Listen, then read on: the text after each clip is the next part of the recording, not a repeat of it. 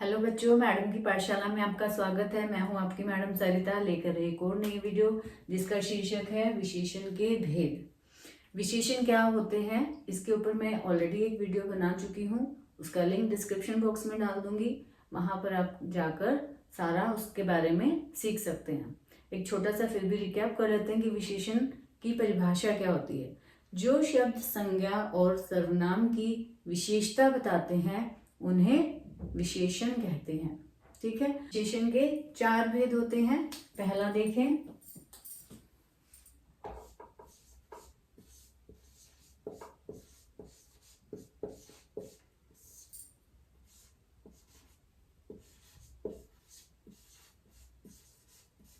गुणवाचक विशेषण।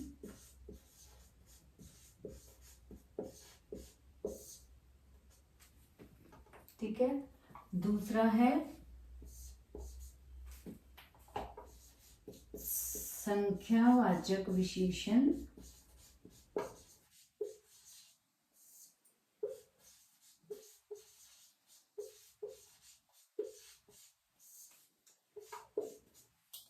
तीसरा है परिमाणवाचक विशेषण।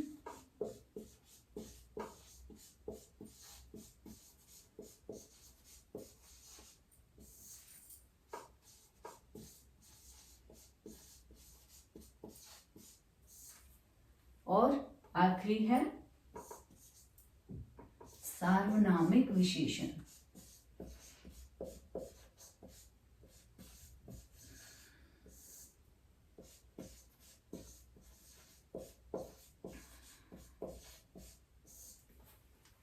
ठीक है, ये तो हो गए विशेषण के 4 भेदों के नाम। अब आप देखोगे कि इनके नामों में ही इनकी परिभाषा छुपी है। मतलब समझने में आपको इतना दिमाग लगाने की जरूरत नहीं पड़ेगी अगर आप मेरे हिसाब से समझाए हिसाब से समझने की कोशिश करोगे कि परिभाषा कैसे इनके नाम में ही छुपी हुई है। ठीक है, पहला है गुणवाचक विशेषण। अब इसमें से गुणवाचक विशेषण में से आप सिर्फ इतना सा शब्द लो, गुण। गुण का क्या अर्थ होता है? किसी की क्वालिटीज, है ना। अब वो गुण क्या हो सकते हैं? अच्छे गुण भी, सगुण भी हो सकते हैं और दुर्गुण भी हो सकते हैं। दुर्गुण मीन्स बुरी बातें। तो गुणवाचक विशेषण में वो शब्द आएंगे जो किसी भी संज्ञा या सर्वनाम के या तो गुण बताएंगे या उनके दुर्गुण बताएंगे। ठीक है, इसको विस्तार से अभी हम आगे करेंगे। सेकंड है संख्यावाचक विशेषण। अब इसमें से भी आप क्या करो, सिर्फ संख्या शब्द को अंडरलाइन करो। और संख्या का मतलब क्या होता है? गिनती, नंबर्स। तो ऐसे विशेषण, ऐसे शब्द जो हमें संज्ञा या सर्वनाम की संख्या, संख्या मीन्स नंबर्स, मीन्स गिनती के बारे में बताएं कि वो कितने हैं काउंटिंग में, वो जो शब्द आएंगे वो सारे संख्यावाचक विशेषण के अंडर आएंगे। फिर है परिमाणवाचक विशेषण। इसमें भी आप इसको अंडरलाइन करो, परिमाण को। इसमें एक चीज याद रखना, कुछ बच्चे इसको परिणामवाचक भी बोल देते हैं और लिखते भी हैं परिणामवाचक, बट परिणाम इज डिफरेंट एंड ये है परिमाणवाचक। परिणाम का मतलब होता है नतीजा और परिमाण का मतलब होता है नाप तोल। इसका परिमाण का मतलब होता है नाप तोल। तो नाप तोल मीन्स तोलना या नापना। तो नापना जैसे आप करते हो मीटर्स में, है ना, कपड़े नाप रहे हो या डिस्टेंस नाप रहे हो किलोमीटर्स में, तोल रहे हो आप किसमें? लीटर में। तो ये जो है नाप तोल वो किस में आ रहा है? परिमाणवाचक में, है ना। इजी याद रखना। लास्ट वन है सार्वनामिक। इसमें से भी आप सिर्फ इतना अंडरलाइन करो, सार्वनामिक में से सर्वनाम। ठीक है, सर्वनाम, सार्वनामिक विशेषण क्या है? ऐसे सर्वनाम जो वाक्य में आगे लगकर संज्ञा की विशेषता बताते हैं वो सार्वनामिक विशेषण के अंदर आते हैं। करते हैं इनकी परिभाषा और इनके उदाहरण।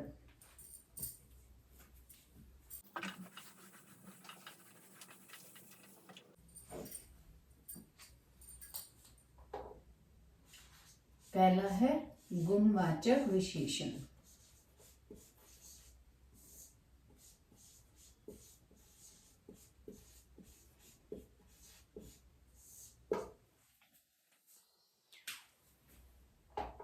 जो शब्द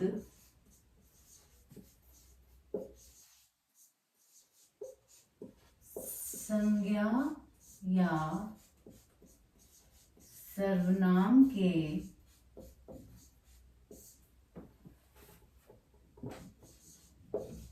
गुण, दोष,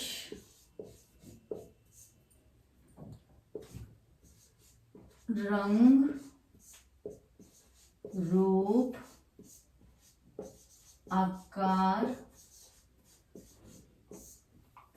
आकार मीन्स शेप, कैसा है वो, गोल है, चौकोर है, मोटा है, पतला है, और स्वभाव,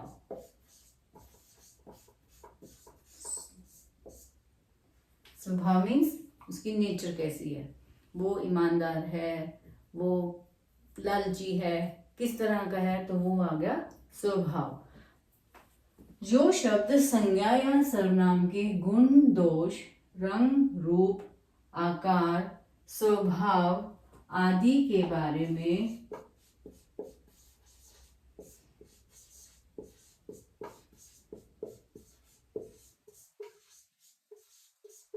बताते हैं,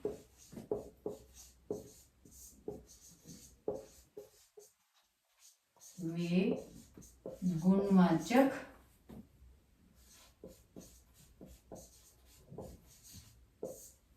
विशेषण कहलाते हैं।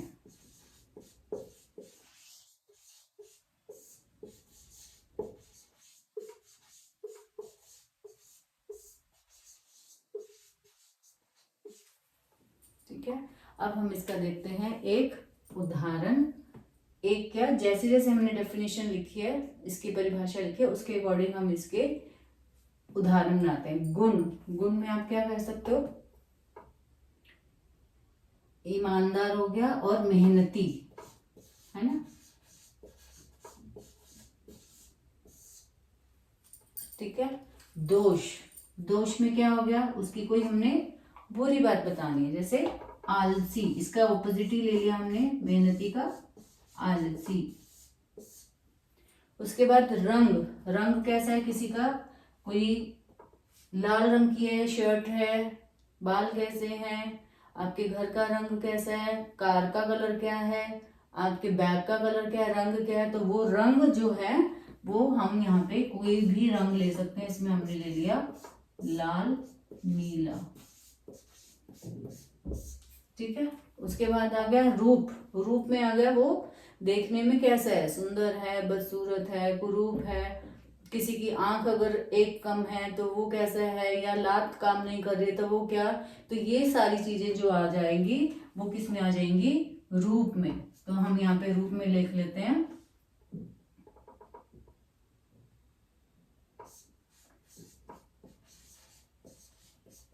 बदसूरत,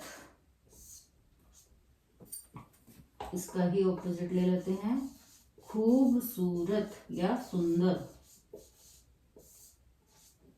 फिर है आकार, आकार का मैंने आपको बताया कि शेप कैसी है, वो देखने में चीज कैसी है, या इंसान, संज्ञा, सर्वनाम कैसा है, तो हम इसमें आकार में लिख सकते हैं गोल, चौकोर, चौकोर मीन्स स्क्वायर। ठीक है। और उसके बाद है स्वभाव, स्वभाव कैसा है, जैसे नर्म स्वभाव का है, या चिड़चिड़ा है, या शांत स्वभाव का है, तो वो आ गया स्वभाव में, शांत या गुस्सैल।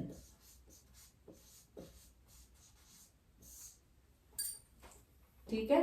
तो ये मैंने आपको बता दिया गुणवाचक की परिभाषा, और उसके अंदर आने वाले परिभाषा से ही हमने इनके एग्जाम्पल निकाले हैं, जो आप इजीली लर्न कर सकते हो।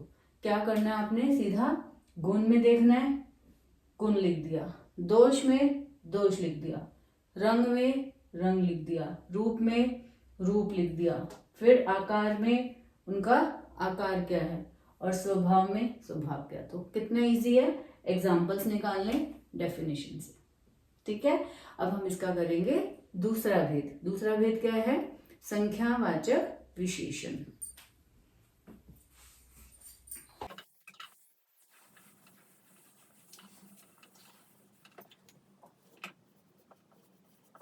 जो शब्द संज्ञा या सर्वनाम की संख्या बताएं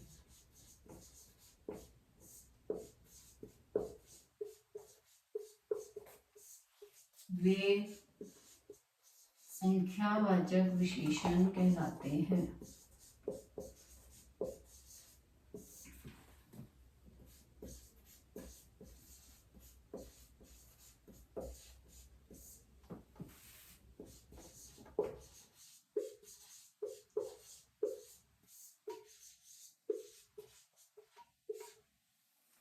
ठीक है, जैसे आपको मैंने बोला संख्या का मतलब क्या है? गिनती, नंबर्स। तो हम इसमें कोई भी एग्जांपल ले सकते हैं, 2, 5। और जब हमें संख्या नहीं पता तो कुछ और कई। ठीक है, अब इसका हम संख्यावाचक विशेषण के भी आगे 2 भेद हैं। कौन से हैं? संख्यावाचक के एक है निश्चित संख्यावाचक,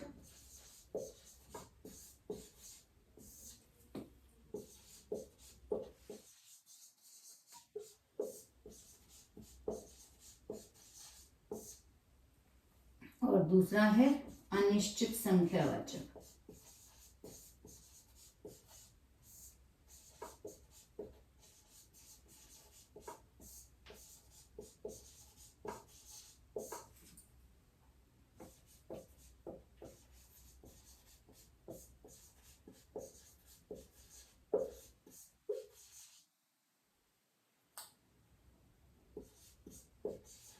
दो भेद,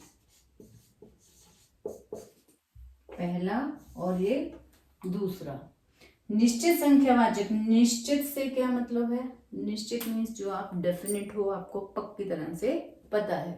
तो निश्चित संख्यावाचक मीन्स जहां पे आपको नंबर जो है संज्ञा के या सर्वनाम के क्लियर है, पता है। जैसे यहाँ पे मैंने लिखा 2 बच्चे।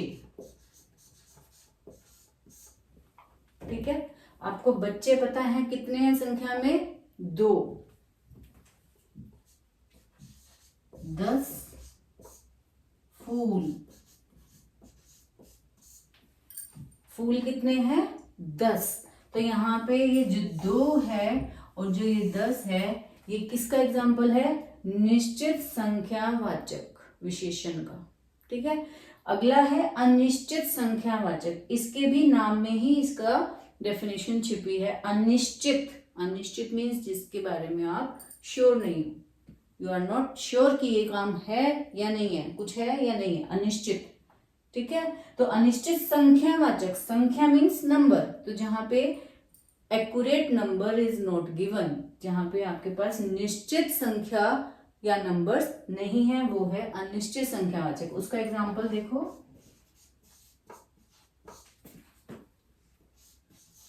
कुछ बच्चे। ठीक है, बच्चे कितने हैं? कुछ, आपके पास काउंटिंग नहीं है, एक्यूरेट नंबर नहीं है। आपका क्या है? कई फूल। तो फूल भी आपको क्या है? नहीं पता कितने हैं, कई फूल। तो कई और कुछ, ये क्या है? अनिश्चितता का उदाहरण है। तो अनिश्चित संख्यावाचक विशेषण जहां पे आपके पास numbers are not given, clear numbers are not given, यहाँ पे इन दोनों में आप डिफरेंस देख सकते हो। यहाँ निश्चित संख्यावाचक में आपके पास दोनों नंबर क्लियर है, गिवन है। अनिश्चित संख्यावाचक में आपके पास नंबर्स नहीं है। ठीक है, तो ये था आपका संख्यावाचक विशेषण, कि जो शब्द संज्ञा सर्वनाम के संख्या के बारे में बताए। ठीक है, इसको हम वाक्य में कैसे कर सकते हैं? 2 बच्चे पार्क में खेल रहे हैं, वो हो गया निश्चित संख्यावाचक का। कुछ बच्चे पार्क में खेल रहे हैं, वो किसका हो गया? अनिश्चित संख्यावाचक का। मैं 10 फूल लाई, तो यहाँ पे संख्यावाचक निश्चित संख्यावाचक का उदाहरण हो गया 10। मैं कई फूल लाई, काउंटिंग क्लियर नहीं है, तो कई जो आ गया अनिश्चित संख्यावाचक में। क्लियर? अब हम करेंगे तीसरा भेद।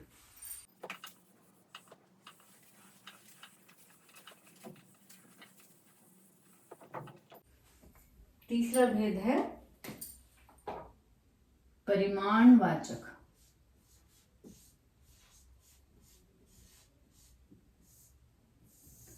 परिमाणवाचक विशेषण जो शब्द संज्ञा या सर्वनाम के नाप तोल के बारे में या परिमाण के बारे में बताए,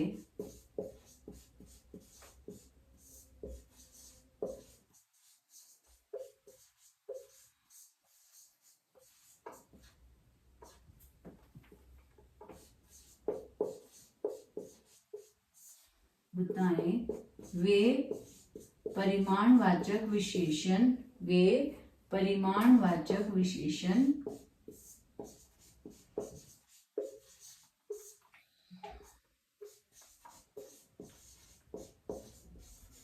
कहलाते हैं।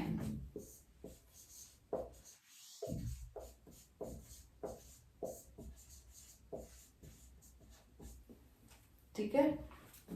अब परिमाणवाचक का मैंने आपको बताया नाप और या तोल। तो नाप तोल में क्या है? जिन चीजों को आप लिक्विड और सॉलिड चीजों को जैसे आप नापते हो तोलते हो, जो यूनिट्स हैं पीछे की, वो किस में आती हैं? आपकी परिमाणवाचक विशेषण में। अब परिमाणवाचक विशेषण है, इसके भी आगे दो भेद हैं।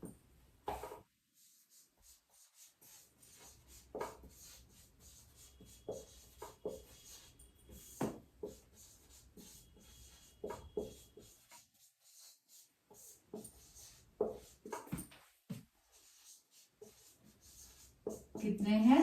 दो। नाम वही सेम पहले जो संख्यावाचक वाले में थे, कौन सा? निश्चित परिमाणवाचक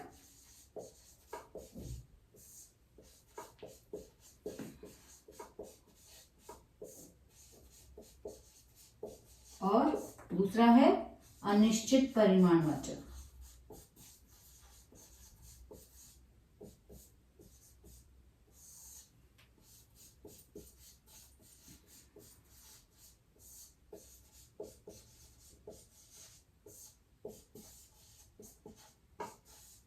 ये विशेषण की शॉर्ट फॉर्म। ठीक है। अब निश्चित परिमाणवाचक, निश्चित का मैंने आपको क्या समझाया था संख्यावाचक समझाते हुए, कि जहां पे आपके पास नंबर्स क्लियर है। अब निश्चित परिमाणवाचक जो है वो किसके बारे में बता रहे हैं? नाप या तोल के बारे में। तो जहां पे नाप तोल आपको निश्चित संख्या के साथ पता है, वो आपका है निश्चित परिमाणवाचक। जैसे अगर मैं यहाँ पे लिख रही हूं 2 किलो, ठीक है, और यहां पे फिर मैं लिख रही हूं साथ में 10 मीटर, ठीक है, 2 किलो और 10 मीटर। तो ये आपके क्या हो गए? यहाँ पे आपके पास क्या आ रहा है?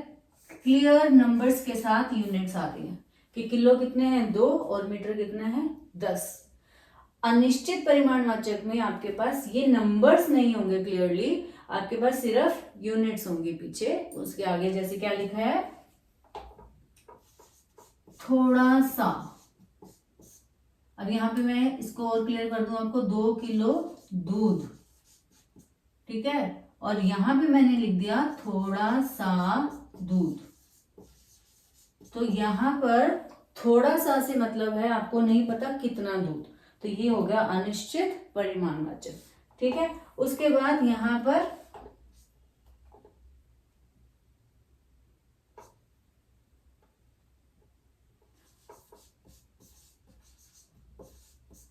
थोड़े से चावल, तो चावल कितने? थोड़े से। अब मैं यहाँ पे लिखूँ 10 किलो चावल, तो वहां पे आपको यूनिट क्लियर पता है, तो निश्चित परिमाणवाचक में, और जहाँ पे आपके पास यूनिट्स नहीं है वो अनिश्चित परिमाणवाचक में। यूनिट्स मतलब क्लियर, ये नंबरिंग नहीं है नाप तोल की, यूनिट्स तो है लेकिन क्लियर नंबर नहीं है अमाउंट का कि वो कितना है। ठीक है, तो संख्यावाचक और परिमाणवाचक में विशेषण क्या होता है वो आपको मैं एक अलग से वीडियो बना के सिखाऊंगी, क्योंकि कुछ बच्चे इनमें भी बहुत कंफ्यूज हो जाते हैं कि संख्यावाचक विशेषण और परिमाणवाचक नंबर ही तो आ रहे हैं तो फिर डिफरेंस क्या है। तो that I will explain you in another video. ठीक है, अब हम करते हैं इसका चौथा भेद।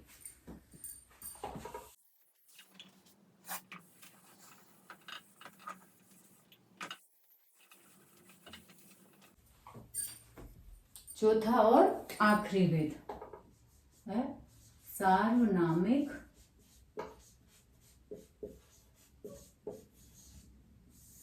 विशेषण। परिभाषा है जो सर्वनाम शब्द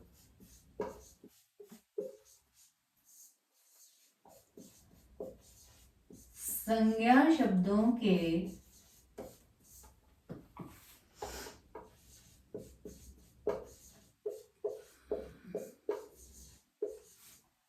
आगे लगकर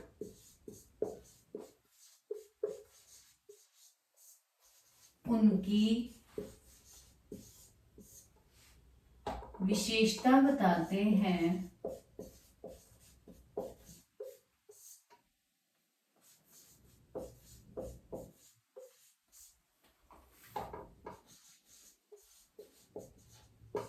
वे सार्वनामिक विशेषण कहलाते हैं। जो सर्वनाम शब्द संज्ञा शब्दों के आगे लगकर उनकी विशेषता बताते हैं वे सार्वनामिक विशेषण कहलाते हैं। सार्वनामिक विशेषण को संकेतवाचक विशेषण भी कहा जाता है। क्यों? क्योंकि उस डेफिनेशन के अकॉर्डिंग जो सर्वनाम शब्द संज्ञा शब्दों के आगे लगकर उनकी और संकेत करके उनकी विशेषता बताते हैं वे संकेतवाचक विशेषण कहलाते हैं। जैसे उदाहरण देखते हैं कैसे है ये।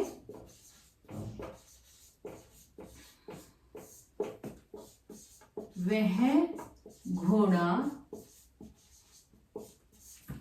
बहुत तेज दौड़ता है।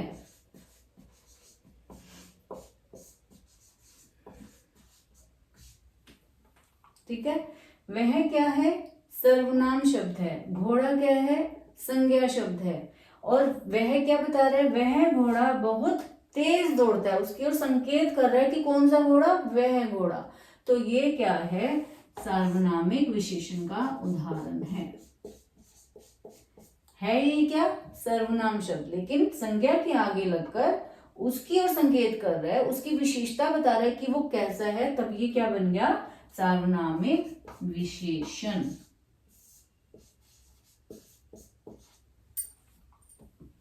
ठीक है, समझ में आ गया सार्वनामिक विशेषण क्या है? जो सर्वनाम शब्द संज्ञा शब्द के आगे लगकर या उसकी ओर इशारा करते हैं कि वो कैसा है, संकेत करते हैं, तो वो सार्वनामिक विशेषण या संकेतवाचक विशेषण कहलाते हैं। आई होप आप सबको ये जितने भी विशेषण के भेद हैं बहुत अच्छे से समझ में आए होंगे। मैंने बहुत विस्तार से समझाने की कोशिश की है। अगर फिर भी आपको कोई डाउट हो, you can ask me, you can comment me in the comment box. Thank you for watching.